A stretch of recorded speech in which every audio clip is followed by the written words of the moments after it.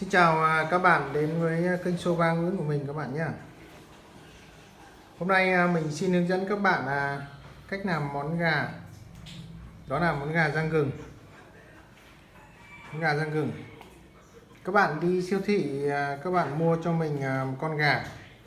Các bạn chọn con gà ta nhé. Một con hoặc nửa con, nếu mà gia đình các bạn ít người thì các bạn chọn con gà thì các bạn chọn cho mình gà nó da nó vàng và nó nhỏ thôi. Các bạn đừng chọn gà to quá. Về nguyên liệu để làm món gà rang gừng thì các bạn chuẩn bị cho mình như sau. Trước tiên đó là các bạn phải có gừng rồi.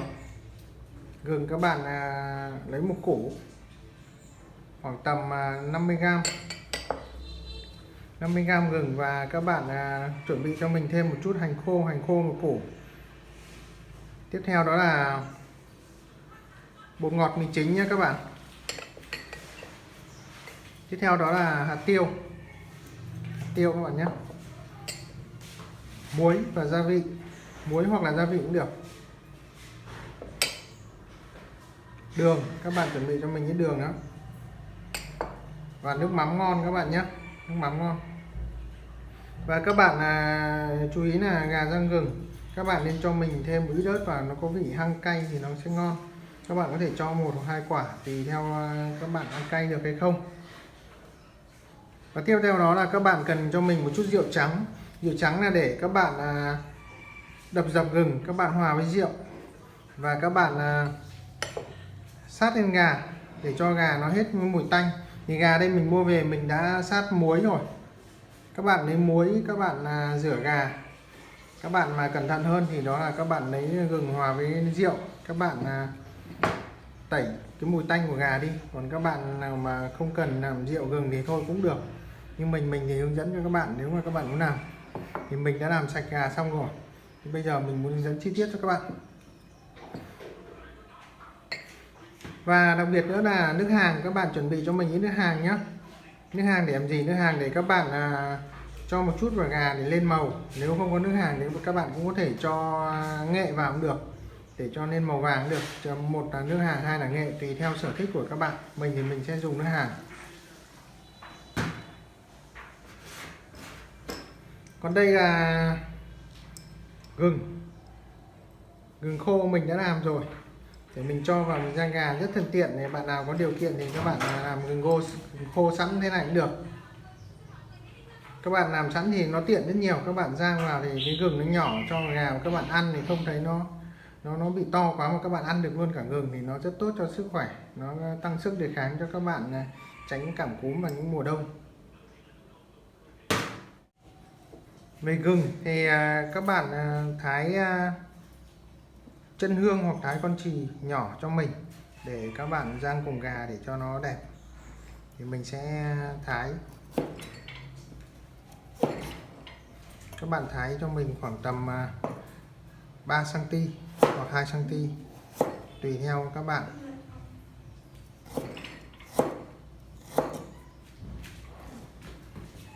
Đó, các bạn thái như này cho mình. Sau đó các bạn sẽ thái thái chân hương to để lát nữa các bạn rang gừng vào trong gà nó sẽ ngon.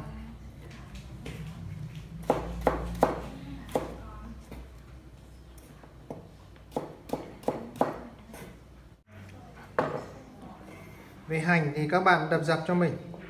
Các bạn đập dập hành, các bạn đập dập nhỏ này.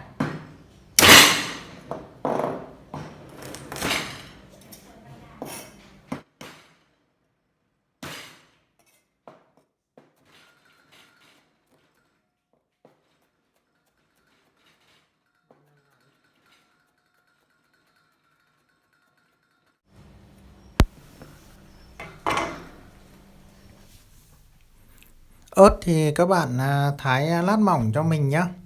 Các bạn thái 1 hoặc 2 quả cũng được. Các bạn thái xong rồi cho ra đĩa, một lát nữa mình cho vào gà sau cùng.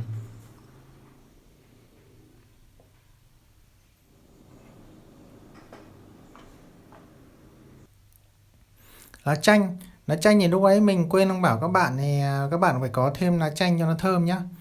Các bạn gập đôi lá chanh, xong rồi các bạn thái sợi nhỏ cho mình. Các bạn cần khoảng 3 đến 5 lá chanh thôi là vừa đủ rồi, không cần nhiều lắm.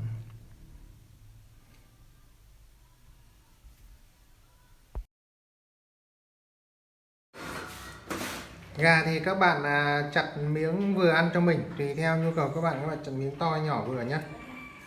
Đầu tiên là các bạn bỏ cánh đi, bỏ cánh riêng ra và đùi riêng ra. Các bạn tách cái này cho mình. Các bạn cầm cái này, các bạn đặt riêng con dao, các bạn tách này. Đó.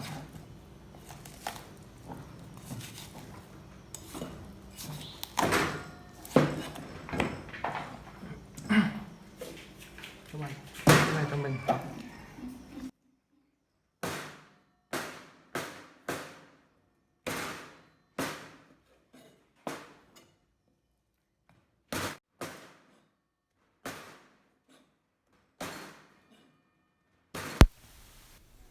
Gà sau khi chặt xong các bạn cho vào một bát to.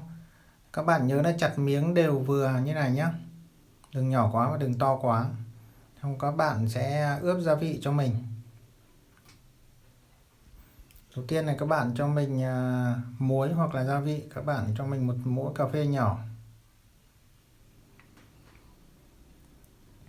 Tiếp đến là cho mình bột ngọt cho muỗng 1 cà phê bạn nhé. Tiếp theo là tiêu, các bạn cho 1 muỗng cà phê cho mình.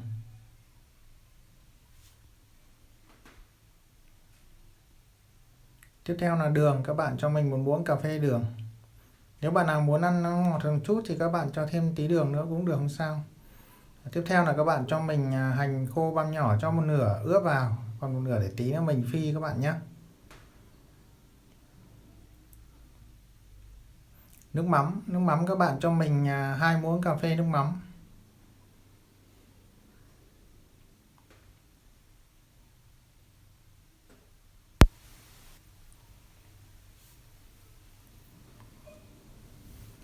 Nước hàng thì các bạn cho mình 1 muỗng cà phê nhỏ nhé. Các bạn cho ít thôi, đừng cho nhiều quá.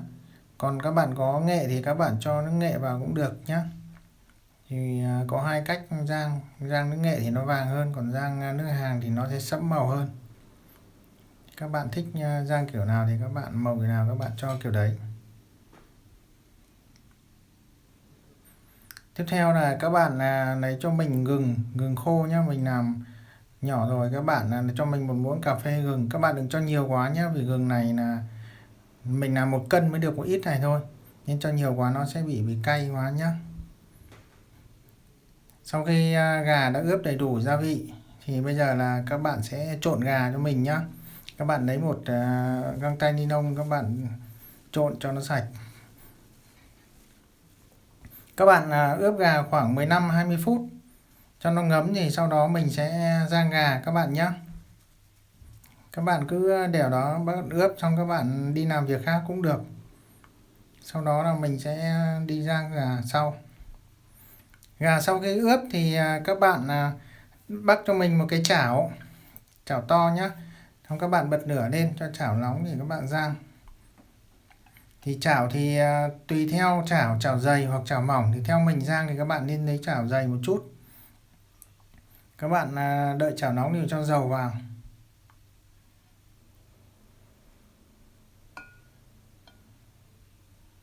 Các bạn láng đều dầu nhé, cho nó dầu bám vào khắp mặt chảo.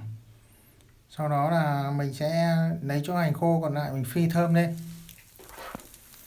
Tiếp đó là các bạn cho gừng thái chân hương to đấy. Nên lúc nãy các bạn phi thơm cùng hành cho mình. Các bạn nhớ là mình phi hành khô và gừng cho nó thơm hẳn lên nhé, cho nó có màu vàng một chút thì nó sẽ dậy mùi thơm hơn. Sau khi phi thơm vàng thì các bạn sẽ cho gà vào.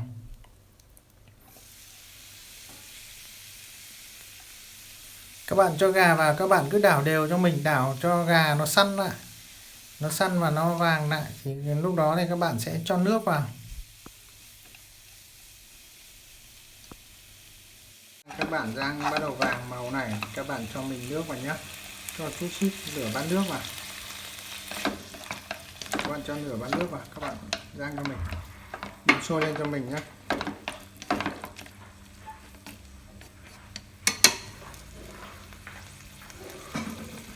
Các bạn cho thêm ít ớt vào nhé. Cho ớt vào cho vị hơi cay cay, nó the the nó ngon các bạn nhé. Gà này rang ấy thì các bạn rang thì để mà rang khô cho nó chín thì rất là khó và lâu, nên các bạn cứ cho mình một nửa bát nước vào, sau đó là các bạn tính từ lúc cho nước vào, các bạn đậy nắp vào, các bạn đun khoảng 10-15 phút thì gà sẽ chín.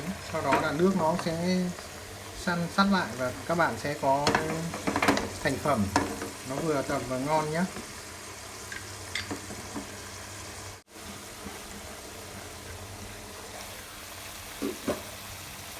Trong quá trình đun thì các bạn thỉnh thoảng các bạn mở nắp ra, các bạn đảo đều cho mình nhé.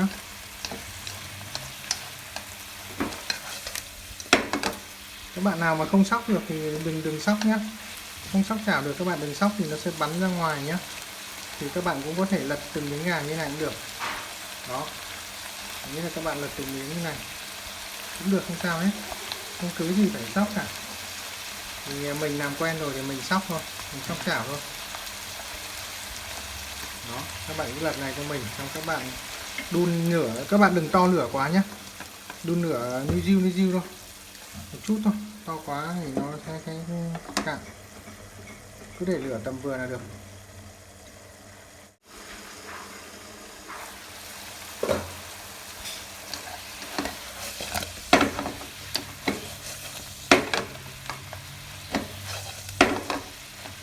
Gà này thì lúc trước mình đã ướp vừa rồi, thế nên là mình sẽ không cho thêm gia vị nữa. Các bạn mà ở nhà làm thì các bạn cẩn thận thì có thể nếm lại, nếu mà thấy vị nó chưa vừa thì các bạn cho nêm lại cho mình. Thì lửa con gà này các bạn cho khoảng một muỗng cà phê muối, một muỗng cà phê bột ngọt, một muỗng cà phê đường, một muỗng cà phê tiêu. Và các bạn cho thêm cho mình 2 muỗng cà phê nước mắm các bạn nhé. Gà sau khi các bạn đun 10-15 phút thì sẽ có độ sánh như này. Các bạn tắt lửa cho mình, bạn nào muốn khô hơn thì đun thêm nhé.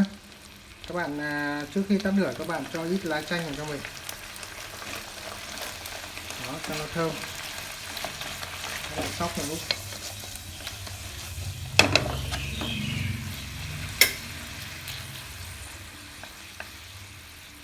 Sau đó các bạn gắp ra đĩa cho mình.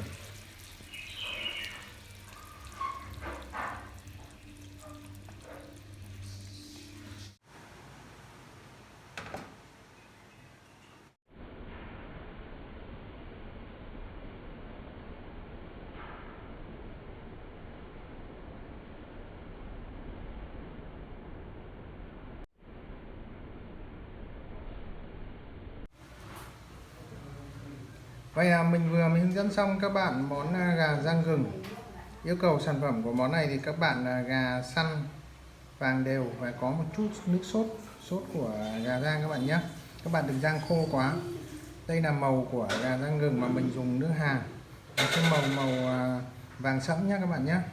Còn nếu các bạn có điều kiện thì dùng nghệ thì nó sẽ vàng tươi hay lên, nhưng mình không thích ăn, mình thích ăn màu này, ăn nhìn nó hấp dẫn hơn. Đó. Các bạn thấy video của mình hay và hữu ích thì hãy đăng ký kênh và chia sẻ cho mọi người cùng biết đến các bạn nhé. Hẹn gặp lại các bạn ở những video tiếp theo. Xin chào các bạn.